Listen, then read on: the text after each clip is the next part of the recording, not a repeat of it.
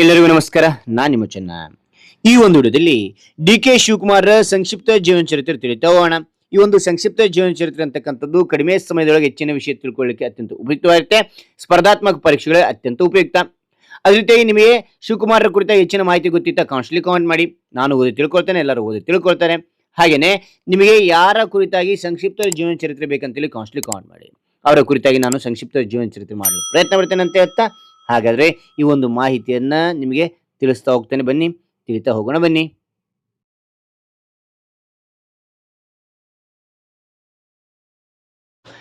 ಇವರ ಜನನ ಅಂತಕ್ಕಂಥದ್ದು 15 ಮೇ 1962 ಮಂಗಳವಾರದಂದಾಯ್ತು ಅಂತ ನೋಡ್ಬೋದು. ಮಂಗಳವಾರ. ಓಕೆ. ಜನ್ಮಸ್ಥಳ ಯಾವುದು ಅಂತಂದ್ರಿಗಿನ ಬೆಂಗಳೂರು ಸಮೀಪದ ಕನಕಪುರ.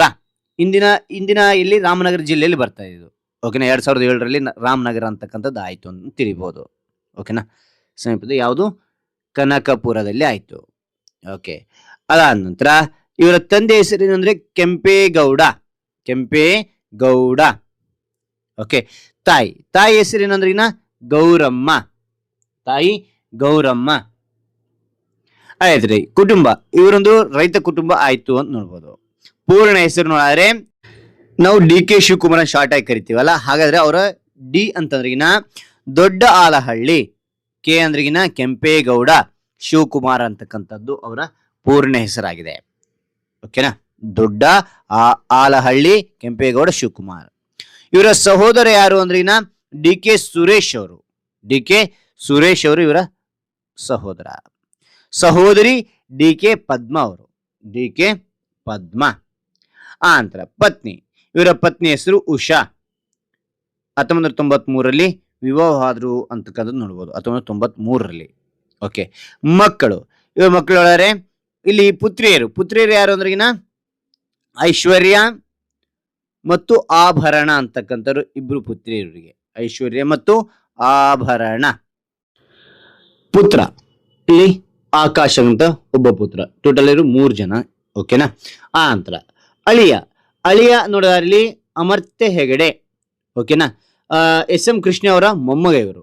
ಓಕೆನಾ. ಸಮುದಾಯ ಒಕ್ಕಲಿಗ ಸಮುದಾಯಕ್ಕೆ ಸೇರಿರ್ತಕ್ಕಂಥದ್ದು.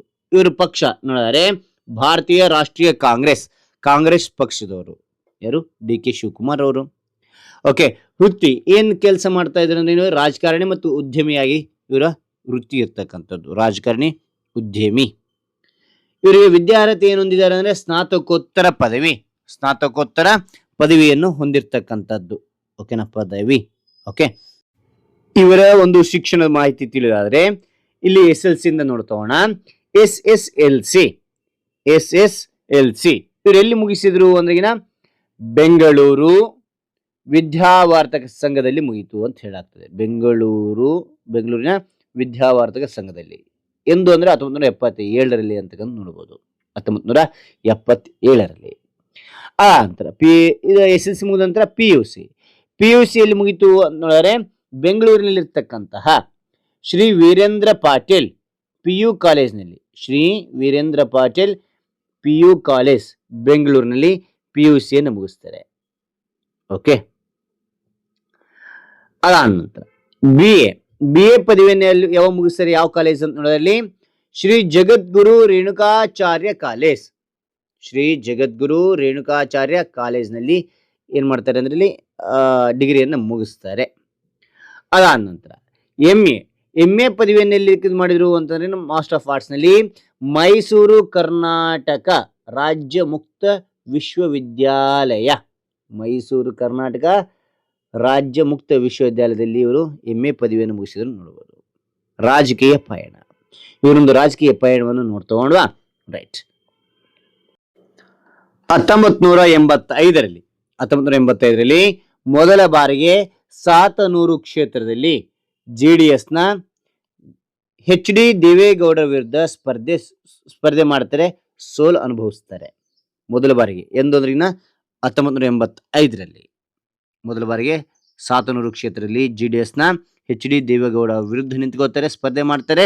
ಅದರಲ್ಲಿ ಇವರು ಸೋಲನ್ನ ಅನುಭವಿಸ್ತಾರೆ ಅಂತಕೊಂಡು ನೋಡ್ಬೋದು. ಮೊದಲನೇ ಒಂದು ಸೋಲು ಇದು. ಓಕೆ. ರೈಟ್. ಅದಾದ ನಂತರ 1987ರಲ್ಲಿ ಸಾತನೂರು ಕ್ಷೇತ್ರದಿಂದ ಸಾತನೂರು ಕ್ಷೇತ್ರದಿಂದ ಬೆಂಗಳೂರು ಗ್ರಾಮಾಂತರ ಬೆಂಗಳೂರು ಗ್ರಾಮಾಂತರ ಬೆಂಗಳೂರು ಗ್ರಾಮಾಂತರ ಜಿಲ್ಲಾ ಪಂಚಾಯಿತಿ ಸದಸ್ಯರಾಗಿ ಆಯ್ಕೆ ಆಗ್ತಾರೆ. ಜಿಲ್ಲಾ ಪಂಚಾಯಿತಿ ಸದಸ್ಯರಾಗಿ ಆಯ್ಕೆ ಆಗ್ತಾರೆ. ಅದಾದ ನಂತರ 1989ರಲ್ಲಿ ಸಾತನೂರು ಕ್ಷೇತ್ರದಲ್ಲಿ ವಿಧಾನಸಭೆ ಚುನಾವಣೆಯಲ್ಲಿ ಮೊದಲ ಬಾರಿಗೆ ಗೆಲುವು ಪಡಿತಾರೆ. ಓಕೆನಾ, 1989ರಲ್ಲಿ ಸಾತನೂರು ಕ್ಷೇತ್ರದಲ್ಲಿ ವಿಧಾನಸಭೆ ಚುನಾವಣೆಯಲ್ಲಿ ಮೊದಲ ಬಾರಿಗೆ ಗೆಲುವು ಪಡಿತಾರೆ. ಅದಾದ ನಂತರ 1994, 1999, 2004ರಲ್ಲಿ ಇದೇ ಕ್ಷೇತ್ರದಿಂದ ಇದೇ ಕ್ಷೇತ್ರ ಅಂದ್ರೆ ಸಾತನೂರು ಕ್ಷೇತ್ರದಿಂದ ಅಂತೇಳಿ. ಓಕೆನಾ, ಸಾತನೂರು ಕ್ಷೇತ್ರದಿಂದ ವಿಧಾನಸಭಾ ಕ್ಷೇತ್ರದಿಂದ ಗೆದ್ದರು ಅಂತಕ್ಕಂಥ ನೋಡ್ಬೋದು. ಯಾವ್ಯಾವ ವರ್ಷ? 1994, 1999, 2004 ಸತತವಾಗಿ ಅಂತ ನೋಡ್ಬೋದು ಇಲ್ಲಿ. ಓಕೆ, ಅದಾದ ನಂತರ 2008ರ ಕ್ಷೇತ್ರ ಪುನರ್ವಿಂಗಡಣೆಯಿಂದ ಸಾತನೂರು ಕ್ಷೇತ್ರ ರದ್ದಾದ ಕಾರಣ DK ಶಿವಕುಮಾರ್ ಅವರು ಕನಕಪುರ ಕ್ಷೇತ್ರಕ್ಕೆ ಬದಲಾಗ್ತಾರೆ. ಓಕೆನಾ, ಕನಕಪುರ ಕ್ಷೇತ್ರದಿಂದ 2008, 2013, 2018, 2023ರಲ್ಲಿ ಕನಕಪುರ ಕ್ಷೇತ್ರದಿಂದ ಗೆಲುವನ್ನು ಸಾಧಿಸ್ತಾರೆ. ವಿಧಾನಸಭಾ ಕ್ಷೇತ್ರದಿಂದ. ಓಕೆನಾ, ಕನಕಪುರ ಕ್ಷೇತ್ರದಿಂದ ಗೆಲುವು ಸಾಧನೆ ಮಾಡ್ತಾರೆ ಅಂತಕ್ಕಂಥದ್ದು ನೋಡ್ಬೋದು. ಆ ನಂತರ 2008, 2010ರವರೆಗೆ 2008ರಿಂದ 2010ರವರೆಗೆ KPCCಯ ಕಾರ್ಯಾಧ್ಯಕ್ಷರಾಗಿ ಕಾರ್ಯನಿರ್ವಹಿಸ್ತಾರೆ. ಓಕೆನಾ, ಕಾರ್ಯಾಧ್ಯಕ್ಷರಾಗಿ. ಅದಾದ ನಂತರ 2020ರಲ್ಲಿ ಕರ್ನಾಟಕ ಪ್ರದೇಶದ ಕಾಂಗ್ರೆಸ್ ಸಮಿತಿ 2020ರಲ್ಲಿ ಏನಾಗ್ತಾರೆ ಅಂದ್ರೆ ಕರ್ನಾಟಕ ಪ್ರದೇಶ ಕಾಂಗ್ರೆಸ್ ಸಮಿತಿ ಅಂದರೆ KPCC. ಓಕೆನಾ, KPCCಯ ಅಧ್ಯಕ್ಷರಾಗಿ ನೇಮಕಗೊಳ್ತಾರೆ. ಕರ್ನಾಟಕ ಅಂತಕ್ಕಂಥದ್ದು ಪ್ರದೇಶ ಕಾಂಗ್ರೆಸ್ ಸಮಿತಿ. ಓಕೆ, KPCCಯ ಅಧ್ಯಕ್ಷರಾಗಿ ನೇಮಕ ಆಗ್ತಾರೆ. ಓಕೆ, ಅದಾದ ನಂತರ ಇವರು ಮುಖ್ಯಮಂತ್ರಿಯಾಗಿ ಆಯ್ಕೆ ಆಗ್ತಾರೆ 3 ಜೂನ್ 2026ರಲ್ಲಿ. ಇದಕ್ಕಿಂತ ಮುಂಚೆ ಉಪಮುಖ್ಯಮಂತ್ರಿಯಾಗಿ ಕೆಲಸ ಮಾಡಿದರೆ ಇವರು 20 ಮೇ 2023ರಲ್ಲಿ ಉಪಮುಖ್ಯಮಂತ್ರಿಯಾಗಿ ಆಯ್ಕೆಗೊಂಡಿರ್ತಾರೆ. ಇವರಿಗೆ ಯಾವ್ಯಾವ ಖಾತೆಗಳನ್ನು ನೀಡಲಾಯಿತು ಅಂತಕ್ಕಂಥ ನೋಡಿದರೆ 1990ರಿಂದ 1992ರವರೆಗೆ ಜೈಲು ಮತ್ತು ಹೋಮ್ ಗಾರ್ಡ್ ಸಚಿವರಾಗಿ ಕೆಲಸ ಮಾಡ್ತಾರೆ. ಜೈಲು ಮತ್ತು ಹೋಮ್ ಗಾರ್ಡ್ ಸಚಿವರಾಗಿ ಕೆಲಸ ಮಾಡ್ತಾರೆ ಅಂತ ನೋಡ್ಬೋದು. 1999, 2004ರಲ್ಲಿ ಇವರು ನಗರಾಭಿವೃದ್ಧಿ ಸಚಿವರಾಗಿ ಕಾರ್ಯನಿರ್ವಹಿಸ್ತಾರೆ. ಓಕೆ, 2014, 18ರವರೆಗೆ 14ರಿಂದ 18ರವರೆಗೆ ಇಂಧನ ಸಚಿವರಾಗಿ ಕೆಲಸ ನಿರ್ವಹಿಸ್ತಾರೆ. 2018ರಿಂದ 2019ರವರೆಗೆ ಬೃಹತ್ ನೀರಾವರಿ ಹಾಗೂ ವೈದ್ಯಕೀಯ ಸಚಿವರಾಗಿ ಶಿಕ್ಷಣ ಸಚಿವರಾಗಿ ಕಾರ್ಯನಿರ್ವಹಿಸ್ತಾರೆ. ವೈದ್ಯಕೀಯ ಶಿಕ್ಷಣ ಸಚಿವರಾಗಿ ಕಾರ್ಯನಿರ್ವಹಿಸ್ತಾರೆ. ಅದಾದ ನಂತರ 2023ರಲ್ಲಿ ರಾಜ್ಯದ ಉಪಮುಖ್ಯಮಂತ್ರಿಯಾಗಿ ಆಯ್ಕೆಗೊಳ್ಳುತ್ತಾರೆ. ಓಕೆನಾ, ಅದಾದ ನಂತರ ಮಹಾ ಮತ್ತು ಮಾಧ್ಯಮ ನೀರಾವರಿ ಖಾತೆ ಅವರಲ್ಲಿರ್ತದೆ. ಮಹಾ ಮತ್ತು ಮಾಧ್ಯಮ ನೀರಾವರಿ ಖಾತೆ ಅದಲ್ಲದೆ ಇನ್ನೇನು ನೋಡ್ತಿರ್ತಾರೆ ಅಂದ್ರಿಗಿನ ಬೆಂಗಳೂರು ನಗರಾಭಿವೃದ್ಧಿ ಅದರಲ್ಲಿ ಏನೇನು ಬರ್ತದೆ ಅಂದ್ರಿಗಿನ BBMP ಬರ್ತದೆ, BDA ಬರ್ತದೆ, BWSSB ಅಂತಕ್ಕಂಥ ಬರ್ತದೆ, BMRCL ಅಂತಕ್ಕಂಥದ್ದು ಮುಂತಾದ ಖಾತೆಗಳು ಅವರು ಕಾರ್ಯನಿರ್ವಹಿಸ್ತಾರೆ ಅಂತಕ್ಕಂಥದ್ದು ನೋಡ್ಬೋದು. ಓಕೆ, ಬೆಂಗಳೂರು ನಗರಾಭಿವೃದ್ಧಿ ಖಾತೆ ಅದಲ್ಲದೆ ಬೇರೆ ಬೇರೆ ಖಾತೆಗಳನ್ನ ನಿರ್ವಹಿಸ್ತಾರೆ ಅಂತ ನೋಡ್ಬೋದು. ಅದಾದ ನಂತರ ಕಾಂಗ್ರೆಸ್ಗೆ ನಿಷ್ಠಾವಂತ ವ್ಯಕ್ತಿಯವರಾಗಿದ್ದರು. ಸತತ 35 ವರ್ಷಗಳ ಕಾಲ ಏನು ಕಾಂಗ್ರೆಸ್ನ ನಿಷ್ಠಾವಂತರಾಗಿದ್ದಾರೆ. ಸತತ ಯಾವಾಗ 1985ರಿಂದ ಅವರು ಕಾಂಗ್ರೆಸ್ಗೆ ಸೇರ್ಪಡೆಯಾದರೂ ಅಂದಿನಿಂದ ಇಂದಿನವರೆಗೂ ಕೂಡ ಕಾಂಗ್ರೆಸ್ಗೆ ನಿಷ್ಠಾವಂತ ವ್ಯಕ್ತಿಯಾಗಿ ಕೆಲಸ ಮಾಡ್ತಾ ಇದ್ದಾರೆ, ನಿಷ್ಠಾವಂತರಾಗಿ. ಅದಾದ ನಂತರ 1985ರಿಂದ ಈ ಪಕ್ಷದಲ್ಲೇ ಇದ್ದಾರೆ. 1985ರಿಂದ ಇದೇ ಪಕ್ಷದಲ್ಲಿ ಇವರು ಕಾರ್ಯನಿರ್ವಹಿಸ್ತಾ ಇದ್ದಾರೆ ಅಂತ ನೋಡ್ಬೋದು. 1985ರಿಂದ ಈ ಪಕ್ಷದಲ್ಲಿ ಇದ್ದಾರೆ ಅಂತ ನೋಡ್ಬೋದು.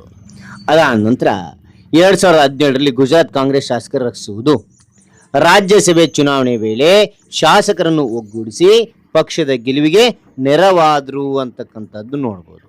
ಓಕೆನಾ. ಅದಾದ ನಂತರ 2018ರಲ್ಲಿ ಕಾಂಗ್ರೆಸ್ JDS ಮೈತ್ರಿ ಸರ್ಕಾರದ ರಚನೆ ಮುಖ್ಯ ಪಾತ್ರ ವಹಿಸಿದ್ರು. ಓಕೆನಾ. ರಾಜಕೀಯ ಬಿಕ್ಕಟ್ಟು ವೇಳೆ ಆ ಟೈಮ್ನಾಗೆ ಇಬ್ಬರನ್ನ ಒಗ್ಗಟ್ಟು ಮಾಡಿ ಇವರು ಕಾಂಗ್ರೆಸ್ಸನ್ನು ನಿಂದ್ರಿಸಿದ್ರು ಅಂತಕ್ಕಂಥ ನೋಡ್ಬೋದು. ಕಾಂಗ್ರೆಸ್ JDS ಮೈತ್ರಿ ಸರ್ಕಾರ ರಚನೆಗೆ ನೆರವಾದರು ಅಥವಾ ಮುಖ್ಯ ಪಾತ್ರ ವಹಿಸಿದ್ರು ಅಂತಕ್ಕಂಥ. ಅದಾದ ನಂತರ ಪಕ್ಷದ ಸಂಕಷ್ಟದ ಸಮಯದಲ್ಲಿ ಶಾಸಕರನ್ನು ಒಗ್ಗೂಡಿಸಿದರು. ಹಲವಾರು ಬಾರಿ ಪಕ್ಷದ ಸಂಕಷ್ಟ ಸಮಯ ಇತ್ತು, ಆ ಒಂದು ಸಮಯದೊಳಗೆ ಒಗ್ಗೂಡಿಸ್ತಕ್ಕಂಥ ಒಂದು ಕಲೆ ಇವ್ರಿಗೆ ಗೊತ್ತಿತ್ತು. ಆದ ಕಾರಣ ಎಲ್ಲರನ್ನೂ ಒಗ್ಗೂಡಿಸ್ತಕ್ಕಂಥ ಶಕ್ತಿ ಇವರಲ್ಲಿತ್ತು ಅಂತ ನೋಡ್ಬೋದು. ಆ ನಂತರ ಕಾಂಗ್ರೆಸ್ನ ಕ್ರೈಸಿಸ್ ಮ್ಯಾನೇಜರ್ ಎಂದು ಗುರುತಿಸಿಕೊಂಡರು. ಓಕೆನಾ. ಕಾಂಗ್ರೆಸ್ ಕಠಿಣ ಸಂದರ್ಭದಲ್ಲಿ ಪಕ್ಷದ ಸದಸ್ಯರನ್ನು ನಿಭಾಯಿಸುವ ನಾಯಕರೆಂದು ಹೆಸರುವಾಸಿ ಪಡೆದಿದ್ದರು. ಓಕೆನಾ. ನಿಭಾಯಿಸ್ತಕ್ಕಂಥ ಚಾತುರ್ಯ ಇವರಲ್ಲಿತ್ತು. ಆ ನಂತರ KPCC ಅಧ್ಯಕ್ಷರಾಗಿ ಪಕ್ಷ ಸಂಘಟನೆಯ ಬಲಪಡಿಸಿದರು. ಓಕೆನಾ. KPCC ಅಧ್ಯಕ್ಷರಾದ್ರಲ್ಲ, ಆಗ ಏನು ಮಾಡಿದ್ರು ಅಂದ್ರೆ ಪಕ್ಷವನ್ನು ಇನ್ನಷ್ಟು ಬಲಪಡಿಸಿದರು ಅಂತ ನೋಡ್ಬೋದು. ಓಕೆನಾ. ಸಂಘಟನೆಯನ್ನು ಬಲಪಡಿಸಿದರು. 2023 ಕರ್ನಾಟಕ 2023 ಚುನಾವಣೆಯಲ್ಲಿ ಕಾಂಗ್ರೆಸ್ ಗೆಲುವಿಗೆ ಪ್ರಮುಖ ಪಾತ್ರ ವಹಿಸಿದ್ರು. ರಾಜ್ಯಾದ್ಯಂತ ಪ್ರವಾಸ ಮಾಡಿ ಪಕ್ಷದ ಪರ ಪ್ರಚಾರ ಮಾಡಿದರು ಅಂತಕ್ಕಂಥದ್ದು ನೋಡ್ಬೋದು. ಎಂದರೆ 2023ರಲ್ಲಿ. ಓಕೆ. ಅದಾದ ನಂತರ ಪಕ್ಷದ ಹೈಕಮಾಂಡ್ ನಿರ್ಧಾರಗಳಿಗೆ ಸದಾ ಬೆಂಬಲ ನೀಡಿದರು ಅಂತಕ್ಕಂಥ. ಪಕ್ಷದ ಹೈಕಮಾಂಡ್ ನಿರ್ಧಾರಗಳಿಗೆ ಸದಾ ಬೆಂಬಲ ನೀಡಿದರು ಅಂತಕ್ಕಂಥದ್ದು. Okay, right. ಅವರ ಕುರಿತಾಗಿ ಆಸಕ್ತಿಕರ ಅಂಶಗಳು ನೋಡ್ತಾ ಹೋಗೋಣ. ಓಕೆ. ಕನಕಪುರದ ಬಂಡೆ ಮಗ ಅಂತೇಳಿ ಪ್ರಸಿದ್ಧಿ ಆಗಿದ್ದಾರೆ, ಅಥವಾ ಕನಕಪುರದ ಬಂಡೆ ಅಂತೇಳಿನೇ ಇವರು ಪ್ರಸಿದ್ಧಿ ಹೊಂದಿರತಕ್ಕಂಥದ್ದು. ಓಕೆ. ಅನಂತರ ಇವರು ಸತತವಾಗಿ 8 ಬಾರಿ ಶಾಸಕರಾಗಿ ಗೆದ್ದಿದ್ದಾರೆ.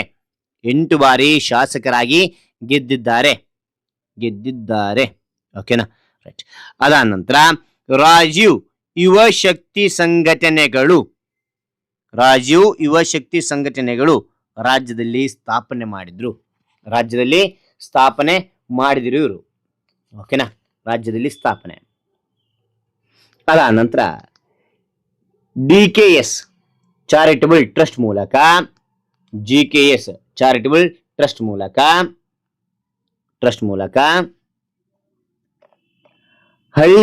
ಹಳ್ಳಿಗೆ ಶುದ್ಧ ಕುಡಿಯುವ ನೀರಿನ ಘಟಕ ಸ್ಥಾಪನೆ ಮಾಡಿದ್ರು.